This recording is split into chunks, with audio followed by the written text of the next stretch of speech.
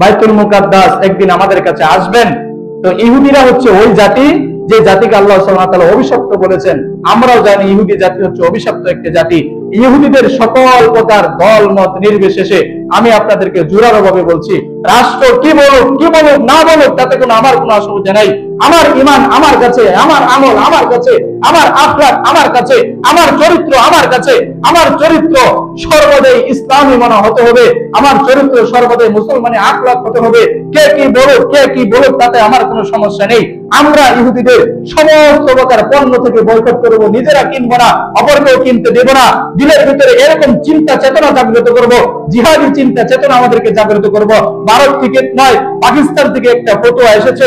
পাকিস্তানের জাস্টিস আল্লামা তকি উসমানী দামাত বারকাতুহুল আলিয়া উনি একটা ডাইরেক্ট ফতোয়া দিয়ে দিয়েছেন, বর্তমানের প্রত্যেকটা মুসলিম শাসক এবং প্রত্যেকটা নাগরিকের উপরে ফিলিস্তিনের উপরে যেভাবে আক্রমণ হয়েছে, বর্তমান জিহাদ করা ফরজ। কি বলেন? জিহাদ করা ফরজ।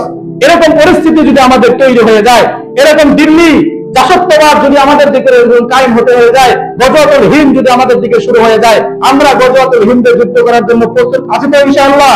আল্লাহ তাআলা আমাদের সকলকে ঈমানি শক্তি জাগ্রত করুক, সকলে বলে আমিন।